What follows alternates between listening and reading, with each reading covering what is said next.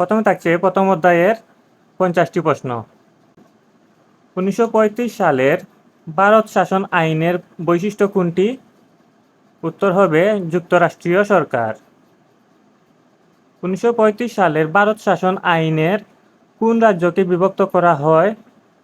উত্তর হবে ব্রহ্মদেশ।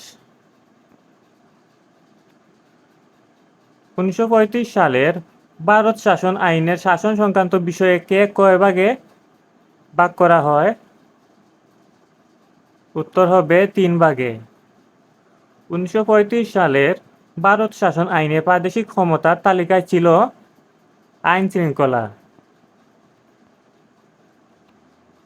এটি ভারতবর্ষের শাসনতান্ত্রিক ক্রমবিবর্তন একটি গুরুত্বপূর্ণ পদক্ষেপ। 1935 সালের ভারত শাসন আইন। ব্রিটিশ সরকার কত সালে স্যার সাইমনের নেতৃত্বে একটি কমিশন গঠন করে? 1927 সালে। 1935 সালের ভারত শাসন আইনের সর্বাপেক্ষা উল্লেখযোগ্য বৈশিষ্ট্য হল সর্বভারতীয় যুক্তরাষ্ট্র গঠনের উদ্যোগ। 1935 সালের ভারত শাসন আইনে কোনটি প্রতিষ্ঠা করা হয়?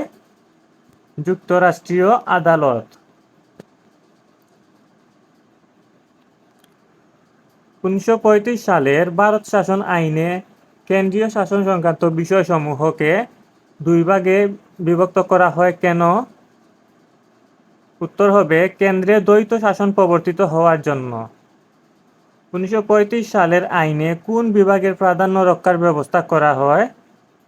শাসন বিভাগের।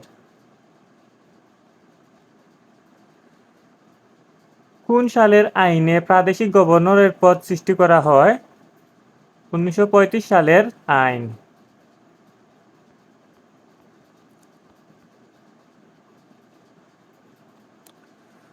1935 সালের ভারত শাসন আইনে প্রবর্তিত গভর্নর জেনারেল মন্ত্রীদের পরামর্শ গ্রহণ করতেন না কেন? স্বেচ্ছাধীন ক্ষমতা থাকার জন্য। দায়িত্বশীল সরকার বলতে কি বোঝায়? দায়িত্বশীল সরকার বলতে বোঝায় আইন বিভাগের নিকট দায়ী সরকার। ব্রিটিশ সরকার 1919 ও 1935 সালের ভারত শাসন আইন পাশ করেন কেন? ভারতবর্ষের সাংবিধানিক সংকট নিরসনের জন্য। 1947 সালের ভারত স্বাধীনতা আইন কোন আইনের উপর ভিত্তি করে আইন প্রণীত হয়? 1940 সালের ভারত শাসন আইন দ্বারা। 1935 সালের ভারত শাসন আইনের বৈশিষ্ট্য হল, এখানে এটি উত্তর হবে 1 ও 2, প্রাদেশিক স্বায়ত্তশাসন এবং দ্বৈত শাসন।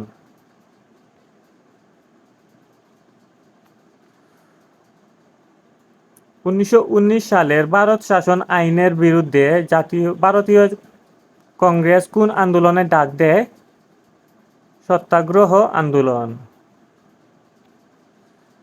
ভারত শাসন আইনে প্রাদেশিক তালিকায় ছিল, এটির উত্তর হবে 1 ও 3, আইন শৃঙ্খলা এবং বিষয় শিক্ষা।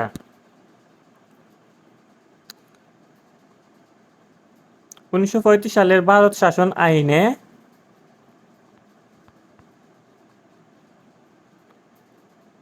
যুক্তরাষ্ট্র গঠনের ব্যবস্থা করা হয়, প্রাদেশিক স্বায়ত্তশাসনের প্রবর্তন করা হয়, কেন্দ্রীয় ও প্রাদেশিক সরকারের মধ্যে বিভিন্ন বিষয়ে বিরোধের মীমাংসা করা হয়। অর্থাৎ উত্তর হবে 1, 2, 3, তিনটি।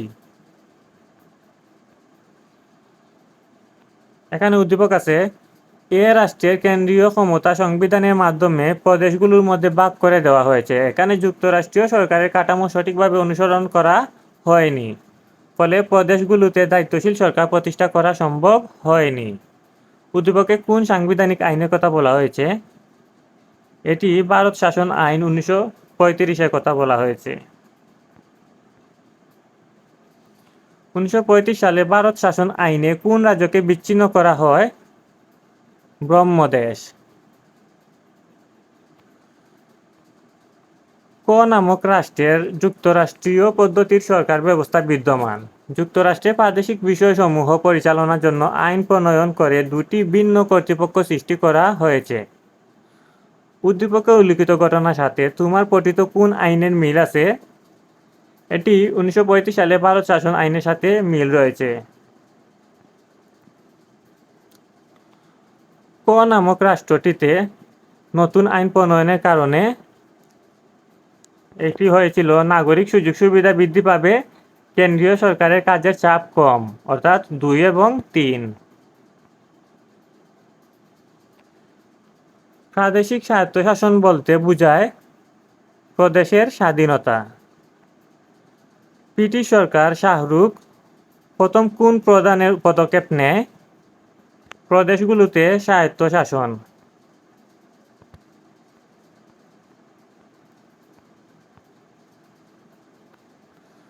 প্রাদেশিক মন্ত্রিসভা তাদের যাবতীয় কাজের জন্য কার নিকট দায়ী থাকবে? প্রাদেশিক আইনসভা। প্রাদেশিক স্বায়ত্তশাসন এর মূল কথা হল আইনসভাই সর্বময় কর্তৃত্বের অধিকারী হবে। ব্রিটিশ রাজার মনোনীত প্রতিনিধি কারা ছিলেন?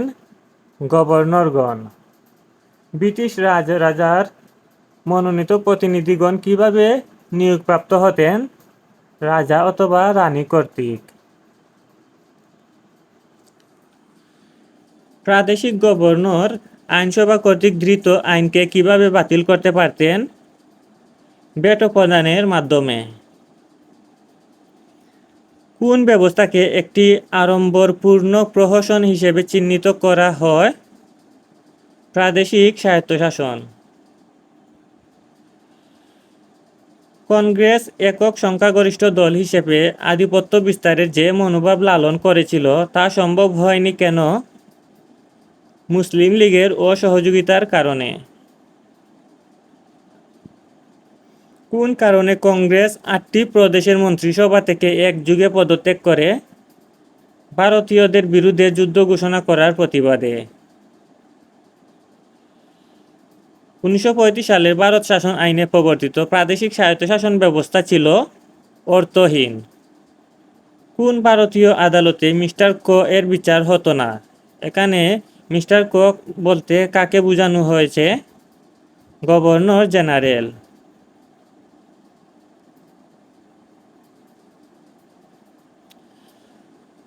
উনিশশো সালের ভারত শাসন আইনে ভারত সরকারের সমস্ত কর্তৃত্ব কার হাতে ন্যস্ত ছিল? গভর্নর জেনারেলের।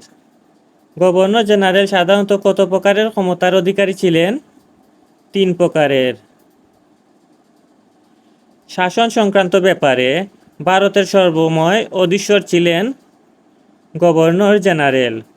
গভর্নর জেনারেল বিশেষ দায়িত্ব পালনের জন্য যে আইন প্রণয়ন করতে পারতেন তাকে কি বলা হতো? গভর্নর জেনারেল আইন। 1935 সালের ভারত শাসন আইনের অধীনে ভারতবর্ষের কয়টি প্রদেশের সাধারণ নির্বাচন অনুষ্ঠিত হয়? 11টি।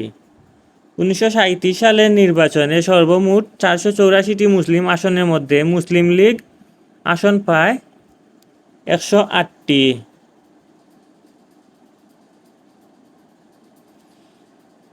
1937 সালের প্রাদেশিক নির্বাচনে বাংলাদেশের সর্বমোট আসন সংখ্যা ছিল 250টি। 1937 সালের সাধারণ নির্বাচনে কয়টি প্রদেশ কংগ্রেস বিপুল সংখ্যাগরিষ্ঠতা লাভ করে? 8টি প্রদেশে। 1937 সালের নির্বাচনের পর বাংলা প্রদেশের সরকার গঠিত হলে এ দেশের মুসলমানরা নবজীবন লাভ করে কেন? মুসলিম নেতৃত্বে সরকার গঠিত হওয়ায়। 1937 সালের প্রাদেশিক নির্বাচনে বিহারের 152টি আসনের সর্বোচ্চ আসন লাভ করে কংগ্রেস। 1937 সালের প্রাদেশিক নির্বাচনে দ্বিতীয় সর্বোচ্চ আসন লাভ করে মুসলমান স্বতন্ত্র। ভারতবর্ষের রাজনৈতিক ও শাসনতান্ত্রিক সমস্যা সমাধানের জন্য যে পরিকল্পনা ঘোষণা করা হয়েছিল মন্ত্রী মিশন পরিকল্পনা। 1946 সালে প্রাদেশিক নির্বাচনের সর্বমোট আসন সংখ্যা কত ছিল?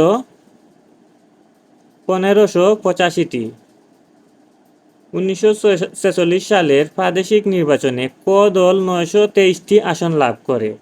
এখানে ক দল হল কংগ্রেস। একটি প্রাদেশিক নির্বাচনে কমিউনিস্ট পার্টি 8টি আসন লাভ করে। নির্বাচনটি হলো 1946 সালের প্রাদেশিক নির্বাচন। তো এখানে ছিল প্রথম অধ্যায়ের 50টি প্রশ্ন।